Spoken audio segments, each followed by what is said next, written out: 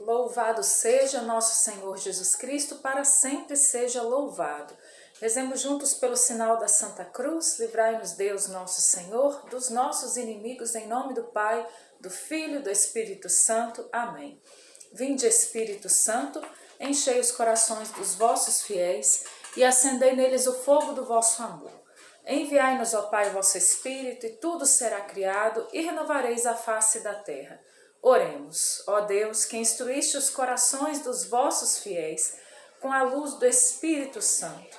Fazei que apreciemos retamente todas as coisas segundo o mesmo Espírito e gozemos sempre de sua consolação. Por Cristo, Senhor nosso. Amém.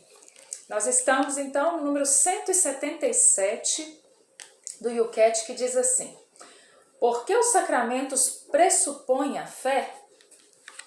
Os sacramentos não são magia. Um sacramento tem efeito por si mesmo, mas deve ser entendido e recebido na fé para ser eficaz. Os sacramentos não pressupõem apenas a fé, mas também a fortalecem e exprimem. Jesus encarregou os apóstolos primeiro de fazer discípulos pelo seu anúncio, isto é, despertar a fé e só depois de os batizar. Portanto, são duas coisas que recebemos da Igreja, a fé e os sacramentos. Também hoje uma pessoa não se torna cristã através de um simples rito ou da inscrição numa lista, mas através do acolhimento da fé autêntica. Recebemos a verdadeira fé da Igreja, que dá garantias de sua veracidade, porque a fé da Igreja é exprimida na liturgia.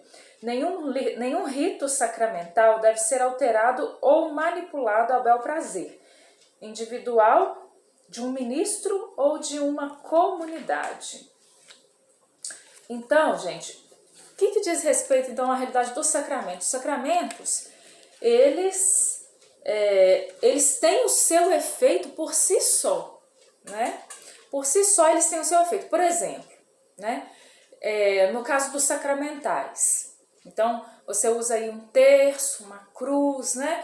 Um objeto de devoção que foi abençoado por um sacerdote, né? Que foi abençoado aí a água, todas essas realidades aí, por exemplo, dos sacramentais, né? Então, o sacramental, ele depende da fé da pessoa. Ele depende da fé da pessoa, né? Então, por exemplo, eu vou tomar uma água benta, né? Tomar uma água benta, vou acreditar que aquela água ali realmente, né? Porque ela foi abençoada, ela traz para mim a benção de Deus. Uma pessoa incrédula, aquilo ali vai ser só uma água para ela. Então, realmente, aquilo não tem efeito nenhum para ela, né? A menos que, né? Aí a gente abre um parêntese aqui, trazendo a fé daquele que reza, né, por aquela pessoa incrédula. Mas enfim, trazendo a realidade do sacramental é essa. Agora, os sacramentos não. Os sacramentos, eles têm o seu efeito. Então, se uma pessoa estiver participando da Santa Missa e ela não acreditar que acontece a transubstanciação na missa, por exemplo, que ali não acontece a transubstanciação, que o pão e o vinho continuam sendo pão e vinho. Se aquela pessoa ela não acredita, o sacramento vai continuar acontecendo mesmo diante de uma pessoa incrédula. Vai se tornar corpo e sangue de Cristo mesmo se houver ali quem não acredite. Entende?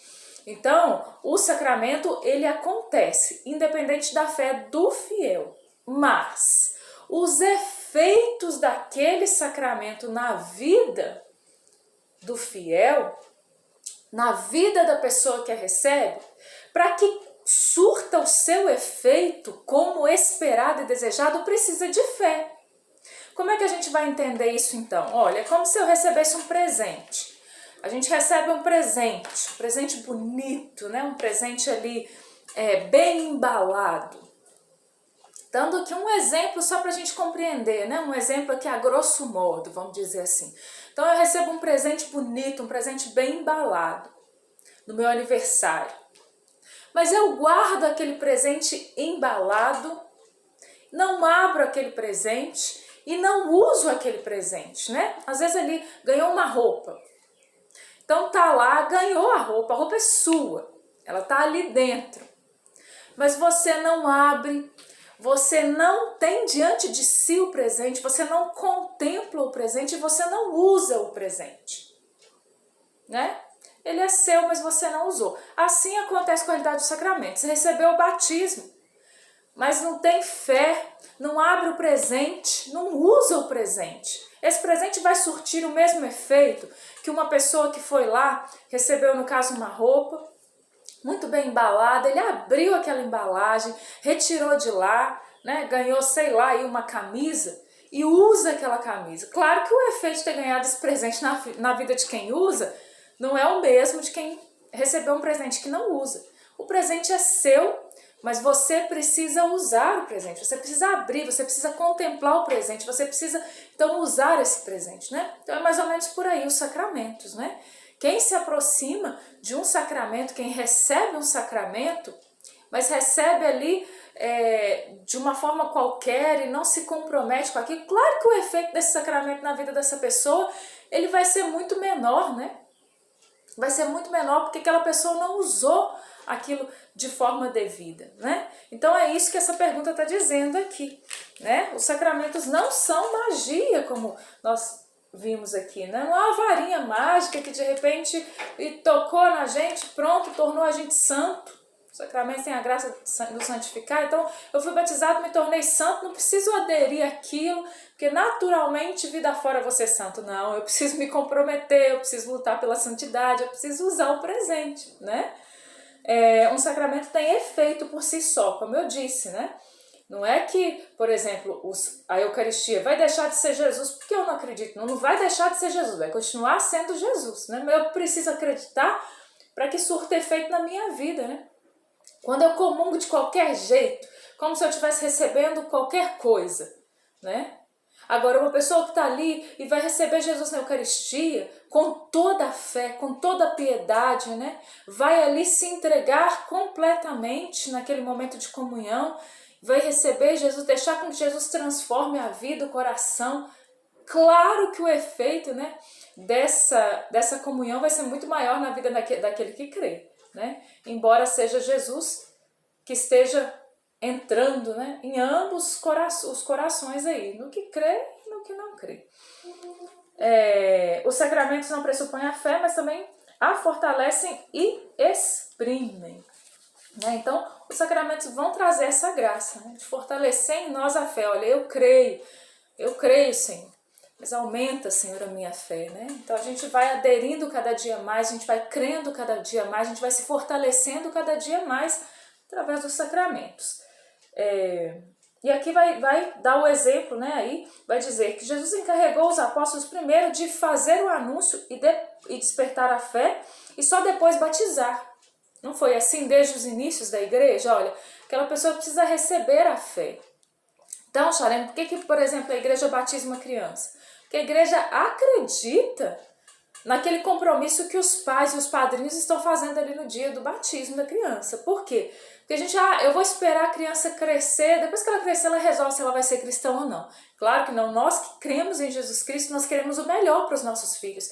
Então nós nos comprometemos a evangelizá-los, a colocá-los no caminho da fé, a ensinarmos, né, sobre a fé da igreja, ensinarmos sobre Jesus Cristo, sobre as questões de fé, desde ali o berço, né? Outro dia eu pegava com as minhas filhas aqui a primeira bibliazinha que elas tiveram, porque eu leio para as meninas desde pequenininho. O momento antes de dormir é o momento da catequese. Isso desde bem pequenininhas, né? Então ali, quando começaram a entender alguma coisa, falar alguma palavrinha ali, já estavam com essa bibliazinha na mão. E era uma bibliazinha bem pequenininha, né? Para crianças, com algumas historinhas bíblicas ali, obviamente, né? Algumas historinhas principais da Bíblia, com uma ilustração bem bonita, daqueles livrinhos de criança que tem as páginas durinhas, todas as páginas são bem durinhas, né, para a criança não rasgar. E ali é uma bibliazinha interessante, né, porque ela faz a criança interagir. Então, quando fala que alguém está dormindo, olha, fecha seus olhinhos e veja como é dormir, né? quando vai falar de alguma reação, de alguma sensação, você vai trabalhando isso com as crianças, né? Então eu já mostrava para ela, agora elas estão maiores, né? Mostrava, olha aqui, vamos ver as historinhas da primeira Bíblia de vocês. Aí elas, como a gente trabalhou durante um tempo aquilo ali, né? Elas se recordaram e lembravam, tinha uns soldadinhos que pareciam umas batatinhas, né? Aí tinha um desenho na época que era o das batatas, né? Batatinhas. E aí as meninas lembraram, eu falava que eram as batatinhas, os soldadinhos, né? E claro, depois a gente passou por uma Bíblia mais bem elaborada para criança, mas aí de cerca de 300 páginas, a gente já leu 4 vezes, né? Aliás, nós estamos lendo pela 4ª vez. E os livros também, né? Livros ali que contam a história de santos, né? Livros ali que foram ajudando na catequese e a gente vai trilhando esse caminho. É a nossa obrigação de pais, então, né? Nós vamos cultivando a fé naqueles corações, né? Hoje nós conversávamos sobre a crisma, eu conversava com a minha filha mais velha sobre a crisma. Mamãe, com quantos anos eu vou crismar? 16, ela, né? Então, assim, estou preparando para quê? Para que quando vier o sacramento da confirmação, tudo isso já esteja muito bem elaborado no interior dela, né? Delas. Então, a gente precisa também semear a fé no coração dos nossos filhos. Enfim, né? Nós precisamos receber o sacramento com essa fé. Por isso a gente precisa ser bem preparado. Tem gente que, não quero fazer catequese, né? De batismo, de crisma, de primeira Eucaristia. Precisa fazer, precisa semear bem, né? Naquele coração para que possa receber os sacramentos de matrimônio, né? O casal fica um final de semana ali no retiro e já acha ruim. Pelo amor de Deus, né? Você vai casar para a vida toda. Então, nós precisamos receber os sacramentos com fé e nós precisamos abrir o presente, gente. Vamos usar o presente que a igreja nos dá. Louvado seja nosso Senhor Jesus Cristo, para sempre seja louvado. Em nome do Pai, do Filho e do Espírito Santo. Amém.